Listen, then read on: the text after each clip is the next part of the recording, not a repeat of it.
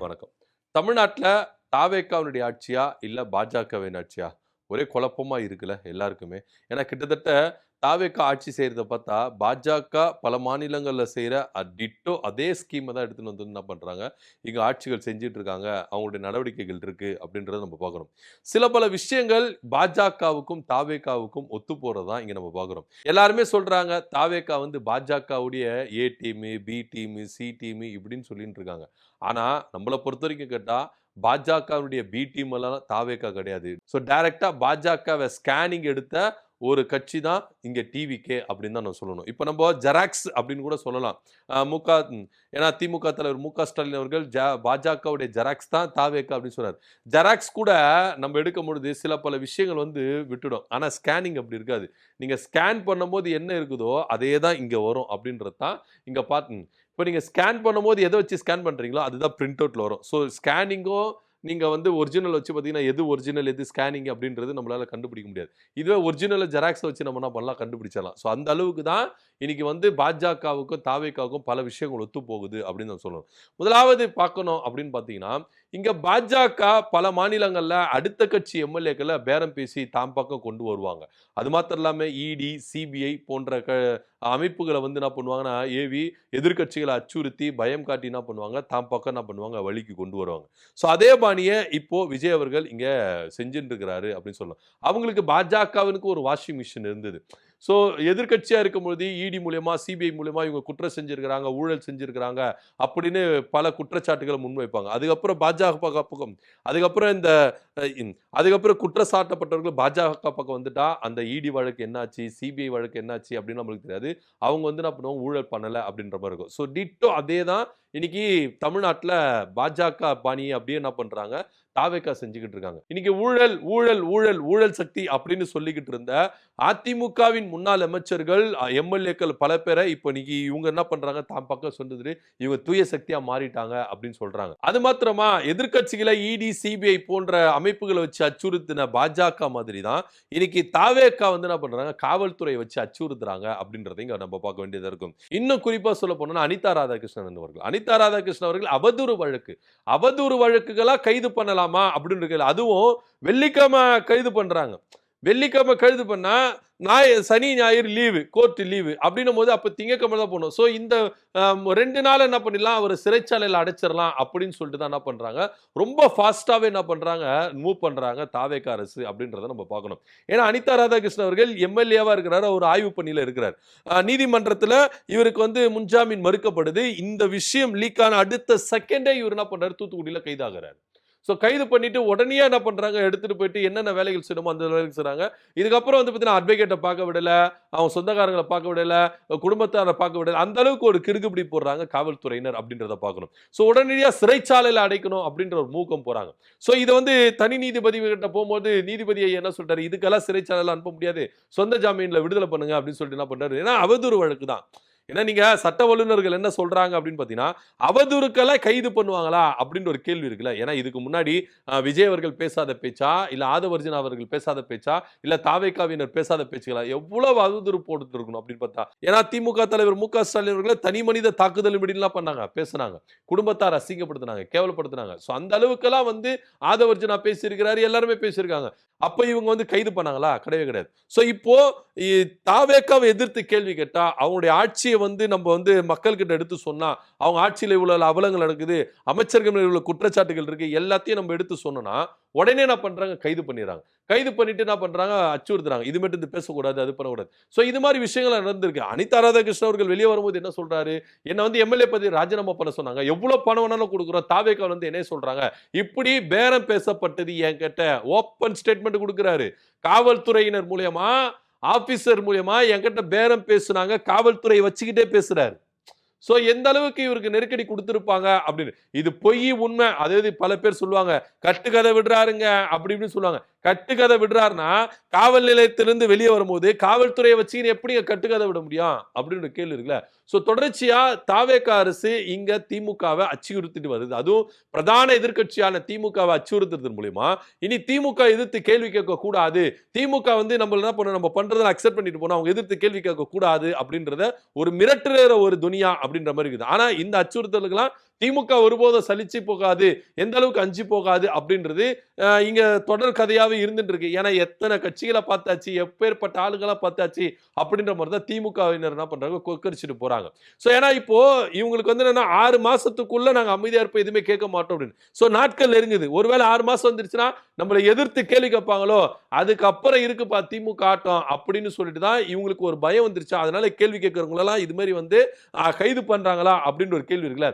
ஏன்னா பாஜக இதே தான் செஞ்சிருந்தது, அதே தான் தாவேக்கா இங்க செஞ்சுட்டு இருக்கு. அடுத்து நீங்க எடுத்துட்டீங்கன்னா ஆளுநர் அவர்கள் என்ன பண்றாரு, ஆய்வு மேற்கொள்றாரு. ஆளுநருக்கு ஆய்வுகள் மேற்கொள்றதுக்கு என்ன சட்டப்பூர்வமா அதிகாரம் இருக்கு? மக்கள் பிரதிநிதியா அப்படிலாம் கிடையாது. அவரு நியமன ஆளுநர் அவ்வளவுதான். ஆனா அதுக்கு வந்து என்ன பண்றாங்க, இங்க வந்து என்ன பண்றாங்க, இவங்க வந்து என்ன பண்றாங்க, பர்மிஷன் குடுக்குறாங்க. இன்னைக்கு ஒரு அனௌன்ஸ்மென்ட் குடுக்குறாரு. சோ இத கண்டிச்சு நிர்மல்குமார் அவர்கள் ஆய்வெல்லாம் மேற்கொள்ள கூடாது அப்படின்னு ஆளுநருக்கு அவர் என்ன பண்ணல, கெடுக்குப்பிடி போடல. அதிகாரிகளுக்கு என்ன பண்றாரு, ஒரு கட்டளை போடுறாரு. தமிழ்நாடு அரசு அனுமதி இல்லாம எந்த அதிகாரிகளும் போகக்கூடாது அப்படின்னு சொல்றாரு. ஆனா சட்டத்துல ஆளுநர் அவர்கள் போனார்னா அதிகாரிகள் வரணும் அப்படின்றது இருக்குது அப்படின்ற ஒரு சட்டத்துறை அமைச்சருக்கு தெரியுமா தெரியாதா நம்மளுக்கு தெரியலன்னு வச்சுக்கோங்களேன். சோ இருந்தாலும் ஆளுநர் அவர்கள் ஓப்பனா இறங்கி என்ன பண்றாரு, கிரவுண்ட் லெவல்ல இறங்கி வேலை செய்யறாரு. இதுல கூடுதலா ஒரு அனௌன்ஸ்மெண்ட் என்ன சொல்லியிருக்கிறாரு அப்படின்னு பாத்தீங்கன்னா, மக்களுக்கு எதுனா ஒரு பிரச்சனையா ஆளுநர் மாளிகைய எந்த டைம் 24x7 எப்போ வேணாலும் நீங்க என்ன பண்ணலாம், ஆளுநர் மாளிகை கதவை தட்டுனா உங்களுடைய குறைகள் தீர்க்கப்படும். முதலமைச்சர் கிட்ட நானே டைரக்டா பேசி அந்த குறைகளுக்கான தீர்வுகளை நானே வாங்கி தருவேன் அப்படின்னு ஒரு ஸ்டேட்மெண்ட் கொடுக்கிறார். ஆக்சுவலா மக்களால் தேர்ந்தெடுக்கப்பட்ட அரசு விஜய் தலைமையிலான தாவேகா அரசு. இவங்களுக்கு பவர் இருக்குதா, இல்ல ஒன்றிய அரசினால நியமிக்கப்பட்ட ஆளுநருக்கு பவர் இருக்குதா? நாங்க யாரை தேர்ந்தெடுத்தோமோ அவங்க கிட்ட தான் நாங்க போயிட்டு கம்ப்ளைண்ட் பண்ண முடியும். இவரு கிட்ட நாங்க ஏன்பா கம்ப்ளைண்ட் பண்ணணும் அப்படின்ற கேள்வி இல்ல. இந்த அளவுக்கு ஒரு சுதந்திரத்தை வந்து ஆளுநர்களுக்கு விஜய் தலைமையிலான அரசு இங்க விட்டு கொடுத்திருக்குன்னா அப்ப இவங்களுக்குள்ள என்ன டீலிங் நடக்குது? சோ இத கூட எதிர்த்து பேசாம ஒரு முதலமைச்சர் இருக்கிறாரு. இத கூட கண்டித்து பேசாம ஒரு முதலமைச்சர் இருக்கிறாரு. ஆளுநர்கள் சொன்ன கருத்துக்கு ஒரு எதிர்வினையாற்ற ஒரு அறிக்கை கூட விடாம ஒரு முதலமைச்சர் இருக்கிறார்னா அப்ப முதலமைச்சருக்கும் ஆளுநருக்கும் என்ன ஒரு அண்டர் டீலிங் அப்படின்னு ஒரு கேள்வி இருக்குல்ல. சோ இவங்க என்ன சமரசம் செஞ்சுக்கிறாங்க? நீங்க தமிழ்தாய் வாழ்த்துல சமரசம் செஞ்சீங்க, ஆளுநர் உரையில நீங்க சமரசம் பண்ணீங்க, எல்லாத்திலும் சமரசம் பண்ணிட்டீங்க. இப்போ இதெல்லாம் இங்க வந்து நீங்க இணையான ஒரு ஆட்சி இருக்குல்ல, ஆளுநரும் முதலமைச்சரும் சேர்ந்து என்ன பண்ணலாம், ஆட்சி செஞ்சுக்கலாம் அப்படின்னு ஒரு கருத்து சொல்றாங்க. சோ இதனால பாஜக இங்க வந்து மறைமுகமா இருக்கிறாங்களா?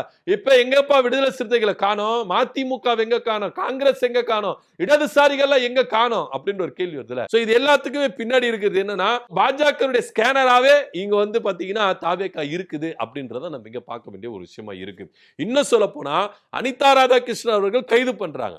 உடனே தமிழிசை சவுந்தரராஜன் அவர்கள் வரவேற்கிறாங்க. ஏன்னா நீங்க என்னதான் கருத்து வேறுபாடுகள் இருந்தாலும் இன்னைக்கு தாவேகா அரசு பாஜகவே தான் அட்டாக் பண்ணுது. சோ அப்படி இருக்கும்பொழுது ஏன் தமிழிசை சவுந்தரராஜன் அவர்கள் அனிதா ராதாகிருஷ்ணன் அவர்களுக்காக எழுந்துக்கணும், அதுக்குன்னு நான் சப்போர்ட் பண்ணணும் அப்படின்னு நான் சொல்லல. சோ பாஜகவுக்கும் தாவேகாவுக்கும் உள்ள எந்த அளவுக்கு ஒரு அண்டர்டீலிங் இருக்குது அப்படின்றத இவங்களுடைய பேச்சினால இங்க வெளியே வருது அப்படின்றத இங்க நம்ம பார்க்க வேண்டிய ஒரு விஷயமா இருக்கு. அடுத்ததான் நம்ம எடுத்தோம்னா மகாத்மா காந்தி தேசிய ஊரக வேலை வாய்ப்பு இருக்குல்ல. சோ இது ஆரம்பத்துல இவங்க எதிர்க்கவே இல்லை. இன்னைக்கு கூட்டணி கட்சிகளை எதிர்க்க ஆரம்பிச்சாங்க. உடனே என்ன பண்றாங்க, நிதிச்சுமை அதிகமா இருக்குது, அதனால 100% சேலரியை வந்து ஒன்றிய அரசு எடுத்துக்கணும் அப்படின்னு. அது ஏன் ஆரம்பத்திலே நீங்க எதிர்க்கல அப்படின்ற ஒரு கேள்வி இருக்குல்ல. சோ இதுக்கு எல்லாத்துக்குமே பதில் சொல்ல வேண்டிய இடத்துல முதலமைச்சர் இருக்கிறாரு. ஆனாலும் இங்க ஏன் ஒரு தயக்கம் காட்டுறாரு அப்படின்னா பாஜகவுக்கு கொஞ்சம் இணக்கமா போறாரு அப்படின்னு தான் பார்க்க வேண்டிய ஒரு விஷயமா இருக்குது. அது மாத்திரம் இல்ல, அணுக்கனிம சுரங்கத்தை தோன்றதுக்கு பர்மிஷன் கொடுத்திருக்காரு. துறை சார்ந்த அமைச்சர்களை வந்து கூப்பிட்டு வந்து என்ன பண்ணல, டிஸ்கஷன் பண்ணல. அந்த தொகுதி எம்எல்ஏவை கூப்பிட்டு டிஸ்கஷன் பண்ணல. அதுக்கப்புறம் துறை சார்ந்த அதிகாரிகளை கூப்பிட்டு டிஸ்கஷன் பண்ணல.